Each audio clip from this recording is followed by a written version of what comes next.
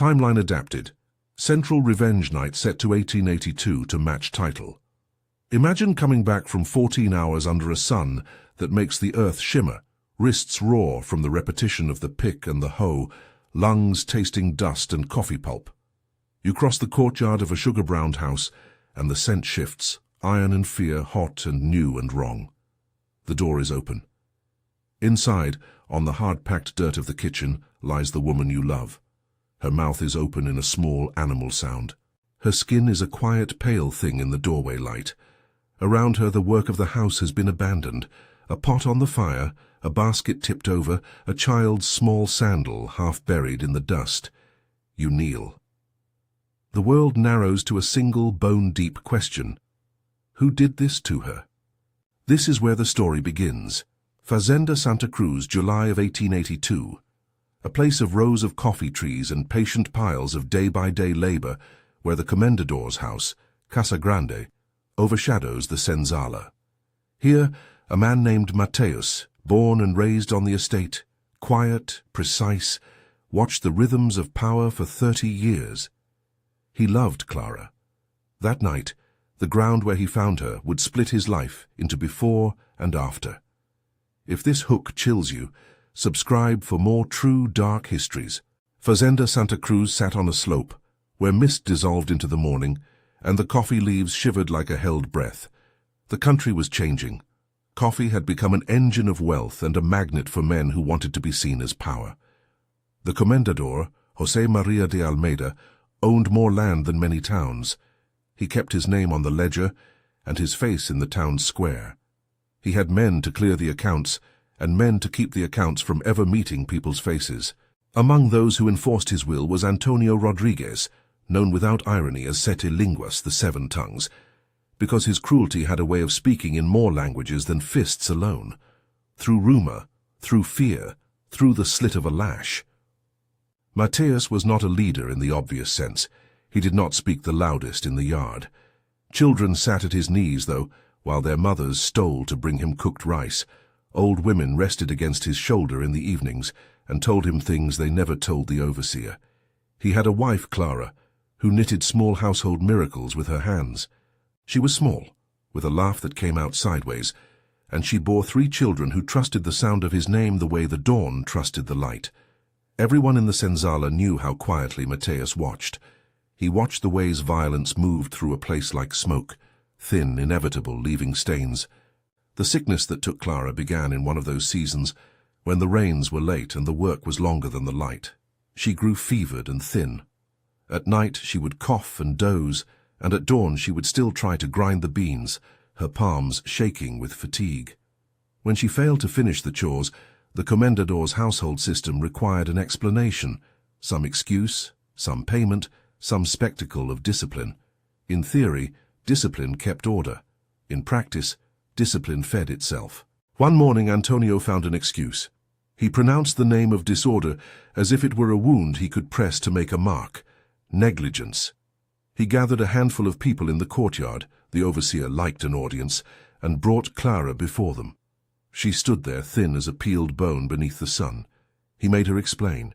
He prodded answers from her that did not exist. Her voice was soft and cracked between breaths. The overseer's temper, which had always been large, found new voice in the form of a whip. It cracked, it found cloth and skin. It found the smallness of Clara's shoulders. I will not tell you the lash by lash. To enumerate blows is to make a manual of cruelty. And the point of this tale is not to instruct, but to make the soul understand the scale. Imagine instead the sound of leather against human skin, a dry, sharp punctuation. Imagine the smell of dust and sweat changed by panic. Imagine Clara's small body folding like a reed beat down by a current too strong for it. Weighed in the body's quiet ledger, infection gathers not in a day but in the slow, patient work of a wound, left to fester beneath unclean cloths and the indifference of men who call themselves caretakers. She did not storm the Comendador's house. She did not fight in any way that history would remember as a rebellion. She was taken, humiliated, beaten until the fever caught hold, until the breath came thinner and the sky seemed too wide. They wrapped her in a coarse blanket, and marked the official return of a punishment served. Benedito, an old man who knew better than to trust the speed of a man's anger, had put himself between Matthias and the overseer when the beating began. He had clapped a hand on Matthias's shoulder and said, in a voice that brokered long memory, "Not today, son, not in open air. Keep your breath for what comes after." Tia Mariana, the elder who kept herbs and stories, pressed a palm to Matthias's chest and looked at him as if measuring how much restraint a man could carry. When the body failed, they buried her at the edge of the plantation in a place where the ground remembered cramps and old ropes. It was a small grave, wrapped in the urgency of convenience. Matthias watched them lower her. He touched the rim of the soil with a fingertip and smelled the iron of the earth and the faint sweetness of coffee that flew over everything like a cloak. If there is a single image that becomes the pivot of this story, it is that touch, the brief, impossible contact between his palm and the soil that closed over Clara, because something in him hardened there. Grief, given time and a landscape too accustomed to cruelty, becomes calculation. The elder's warning had been practical. An open uprising would bring the guns and the law down on the entire Senzala. But silence could be its own kind of inscription. It could be a slow pressure applied until something in the bones gave way. Matthias did not shout. He did not accuse. He wiped his hands on his trousers and resumed work. This is the most dangerous thing to imagine, the man who appears compliant while a storm arranges its teeth. He worked in the fields, pulling, picking, carrying. He went home at night with faces that knew the contour of sorrow and the habit of restraint.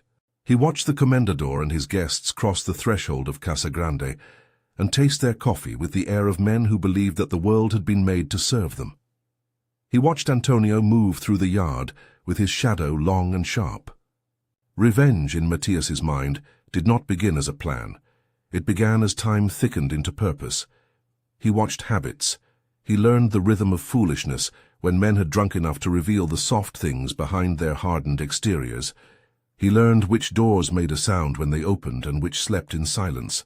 At night, he would stay awake longer than he needed to, listening to the creak of the overseer's steps across the compound, counting the beat of the clock at Casa Grande, noticing the nights the overseer returned too warm from drink, or the nights a door was left ajar. You can imagine this waiting as a kind of digging, not yet for a body, but for a seam in the order of the place, a place to slip into. He found small openings, a window left unlocked, an animal's habit of scratching at a certain post, an envelope piled on a table that no one thought to guard. Yet even as he saw the cracks, he understood the stakes. Digging in the soil is easy to describe in tools. Digging in a community's routine is harder and more dangerous. It required patience and the careful harnessing of a grief that refused to burn itself out in foolishness. Every night he moved a little rhythm in the darkness. Once the workers were asleep, he would walk past the comendador's fenced orchard and rest his hand on the iron as if testing its temper. He smelled the air and learned to read the human habits in it. The late laugh of João Pereira, the assistant who would find the overseer missing, the way the comendador dismissed trouble when it did not touch his ledger. He watched the overseer's house. He noted when its shutters closed early, when the dog barked less and when the light left on the porch sputtered and went out. He did not tell a soul. The old women said nothing when they saw his face. Benedito watched, and in his eyes the old man weighed whether the thing he saw in Matthias was madness or a form of righteousness spaced out over time. Tia Mariana brought him a small sweet one night, soft-paced with cinnamon, and he accepted it only to keep the pattern of charity going, a camouflage of someone who expected the world to remain as it was. What Matthias built was not a blueprint anyone could read. It was a habit of stillness, a learned ability to inhabit a life that pretended everything was the same. He dug by, waking early before the sun, by erasing traces of his movements, by speaking little at the well so that words could not form a rope they would pull him up with. If you look for instruction in what follows, you will not find it. What matters is not the means, but the moral measure of what he chose to do. Think of it as a slow accumulation of will, like the way a river hollows a stone. The night he chose came in late July. It was a night with a merciful moon that hid more than it showed. The sky was a cloth of thin light. It was also payday, a dangerous time when the commendador's guests lingered with their glasses, and the overseer allowed himself to be bold with his speech and bolder with his plunders. Drink makes men louder and leaves small openings for those watching from the shadows. Within the commendador's house the air smelled of candle wax and brandy. Men laughed, thinking laughter could bury sound. Antonio staggered from guest to guest, satisfied with his own brand of ferocity. He had made his violence into a public thing, a spectacle that both frightened and fed him.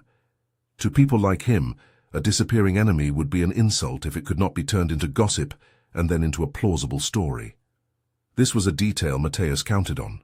He wore the dark clothes of a man who belonged to the night, the same hat, the same boots as any other, the same face no one would notice in the doorway.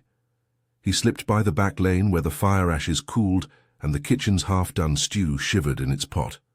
No one stopped him. To be invisible in a place depends less on not being seen and more on being what people expect you to be. He found Antonio where men like him always found themselves when they were not watched by the ledger, at a back room, half asleep, the brand of their arrogance asleep on their cheeks. Mateus moved without drama. He did not shout. He did not boast of the moral ledger he carried. He made the motion that would end a life of terror, which is to say, he acted with a purpose that would not return them to the public square. What followed was not a cinematic struggle between two equals. It was a human transaction of force and surprise. Mateus bound Antonio enough to stop him from running, enough to quiet his mouth. He carried him like one carries a heavy bale, grunting, steady, a man who had practiced lifting sorrow into a place. Under the moonlight, the overseer's face registered shock and disbelief first, then a slow, animal anger that did not know how to take advantage of the small chance it was offered. He panted. He swore a vow. He called for help and then realized he had been abandoned by the very alarms he relied upon. They moved through the plantation, the way a sorrow moves through a body, slowly at first, then inevitable. The barnyard smelled of animals, and the owl had begun to call. They reached at last a place at the far edge of the property where the trees lay like sentinels, and the ground was soft with last season's leaf litter, an old place men had sometimes hidden stolen things in, a place where the earth remembered other secret burials. The moment became compressed into a handful of breaths. The night shrank into the sound of footsteps and the low hiss of something like a gurgle that is not yet a scream. Mateus did not shout as if to insult or to boast.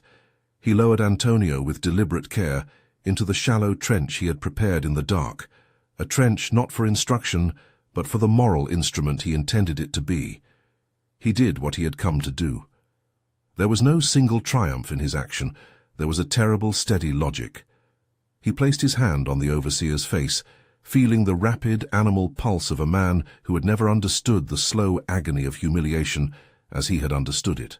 He spoke then, not in a voice that wanted an audience, but in a voice that wanted a witness. "I buried him alive," he said, and there was no flourish in it, only a plain, almost clinical imposition of truth. So he could feel what Clara felt. The words themselves are brutal because they are true in their plainness. They are not a cry for mercy, and they offer no apology. The sentence holds the moral weight of something confessed at the end of a life. It is what Mateus believed would mirror the punishment he saw as fit. Not a mirror of exact cruelty, but a way to make the overseer inhabit the long, daily terror his victims had learned to live in. What followed is the part of the story that history keeps wanting to stylize, to turn into a howl of triumph or a lesson in horror.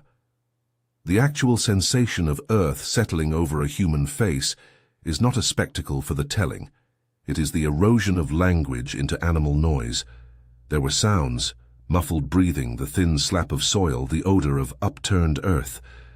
More than that came the internal withdrawal, the overseer's curses dwindling into sounds without syntax, the weight of time taking on a new meaning as waves of dirt fell and silence thickened.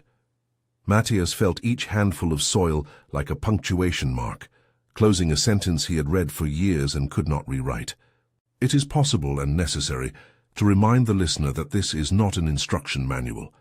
To dwell on the practical aspects robs the story of its humanity and risks turning grief into a recipe. The point of the burial is moral. Mateus sought to press into Antonio a slow comprehension of helplessness, an empathy enforced by terror. Whether his act was justice or a new kind of cruelty depends on the eye that weighs it. The sound of Juan Pereira's footsteps later, puzzled, then urgent, brought the plantation to its feet. The overseer did not return. João described later a missing man and a rumor of a runaway. The commendador, when told of the absence of his man, shrugged a practiced shrug. He could not afford to pry too deeply into the cupboard of his own household sins. Men like him counted risk by its cost to his crop and his reputation, not by the integrity of their servants. It suited the property to call it an escape, an unexplainable leaving. The ledger was balanced and the field went on. The next morning the plantation's routines resumed. The children were given their porridge. The coffee was picked. The overseer's chair by the door remained empty for a time. A new man would rise to keep the counting, to keep the lash of authority intact. Conversations softened into the sounds of life that would not be rearranged by one missing voice. Yet the Senzala's people carried a small private knowledge, like a dark bone in the chest. Something had been answered in the night, and the way it had been answered made people hush and look at Mateus with new, complicated eyes. That hush is important. In a community formed under rules of fear, a silence can be both protection and burden. The elders did not speak openly of what had happened. Benedito nodded at Mateus, the old man's face carving its approval into wrinkles that no one else would find comfortable. Tia Mariana touched his hand and offered the kind of prayer that was less a plea and more a benediction of survival. They had lived long, and they had learned when to say nothing so that those who mattered would not be taken from them. What followed in public records was little. Rumors, insinuation, the kind of unprovable talk that breeds local legend and then grows teeth. The commendador's cattle remained, the coffee was shipped, the town's market went on. Officially, Antonio had left at night, perhaps fleeing some misdeed not worth naming. Later, retellings would call it an escape. Later retellings would call Mateus's actions a rumor, a reported tale sung soft in doorways. But in the private ledger of the plantation, something had been settled that the law had not touched. When the Lei Aurea abolition was passed in 1888, a new kind of freedom arrived unevenly, and much too late to the lives of many who had been born into servitude. Mateus, who had planned and implemented a revenge long before the law shaped the contours of the land, walked out of the fazenda with hands that knew wood and earth. He became a carpenter in Campinas, and his hands learned a gentler language, the fit of a table, the hinge of a door. He married his grief into work, and shaped something useful out of it. Years later, his grandson, Joaquim, would sit by him under a small porch of a modest house, listening to the wind move the eaves. Mateus, older, with more of his hair silvered and his face like a map of patient roads, would recount the story in a voice stripped of the heat it had once carried. The retelling became part confession, part fable, told to a child who needed a certain moral clarity to claim his place in the world. "I buried him," Mateus said to Joaquim once, and the grandson asked the question every child asks who senses an adult's heavy past. "Did it make you feel better?" Mateus looked at the boy and thought of Clara's small laugh, of her bones wrapped in the night. He thought of Benedito's warning and Tia Mariana's palm. He thought of the overseer's face under his hand that night, and the way the earth took the sound of a human breath like a mouth taking a word. He did not answer simply. "It took a weight," he said. "Not the kind you can put back on the shelf. It moved from one place to another." Mateus would die some years after, in 1895, still bearing the quiet reserve of a man who had chosen the slow language of his vengeance. People said different things about him after he was gone. Some called him a hero who had finally avenged Clara. Some called him a man who had extended violence with a steady hand. Others said nothing at all. The story of what he did became part of the region's repertoire of tales, outrage and answer, bound together like a leaf in a book. The way a community keeps a memory is always a negotiation. In cafes and on porches, in small polite histories, and in the coarse, bright retelling of children, the tale mutated. It was said and resaid and embroidered. Some versions called him a ruthless man who had traded one sin for another. Some versions called him a clever wrecker of tyrants. Many versions softened the edges, making the man who buried another alive into a cautionary tale about the cost of justice taken into personal hands. Whether the deed remained a rumor or became an oral legend depends on the teller and the appetite of the listener. There is a human impulse to seek clarity, to label an act as right or wrong. But this story refuses neat verdicts. It asks the listener to sit with complexity. On one side is the fact of Clara's death, a consequence of public humiliation and private neglect. On the other side is the fact of Antonio's disappearance, a direct response that was itself violent and final in its own way. Justice in the courts had been designed to protect property and to discipline labor. It had not been written with Clara's name in its margins. Mateus chose a kind of expedient balance, a private court, an ancient and terrible recalibration. Justice, as the story shows, has many dialects. One speaks through law and paper, through magistrates and procedures. Another speaks through an exposed body and the hush of the earth over a face. Which is the truer justice depends on who is authorized to say so. The commendador, who weighed everything in terms of profit and inconvenience, found it convenient that the matter remained untended. Those who had borne the lash privately felt, perhaps, a small sense of settlement. Those who believed in the authority of the public legal system would call what Mateus did murder. What remains extraordinary is how the memory of that night morphed into a local legend that carried with it an instruction and a warning. People told the story to their children not to incite them to violence, but to teach them the cost of being reduced to silence. Some whispered it as a cautionary principle. What you do to others can return to you by the most unexpected hand. Others used it to justify acts they thought necessary when the law failed them. Legends, in this way, act like mirrors that shape the next generation's view of right and wrong. The story of Mateus and Antonio raises a question the listeners must answer for themselves. What does justice require when the institutions that promise it are absent or indifferent? There is no universal answer here. There is only the photograph of a life split into before and after a grave, and the recognition that both sides of the event leave a trail of consequences, some neat and some jagged. A final image to carry home. An old man weathered by sun and sorrow, sitting in his small porch, a boy at his knee.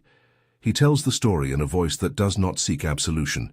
He says plainly, "I buried him alive." There are no bells tolling for triumph. There is only the slow, cold quiet that follows a confession. In that quiet, the listener is left to count the cost. If this story unsettles you, leave one word in the comments, justice or vengeance, and tell us which side of the ledger you place your weight on.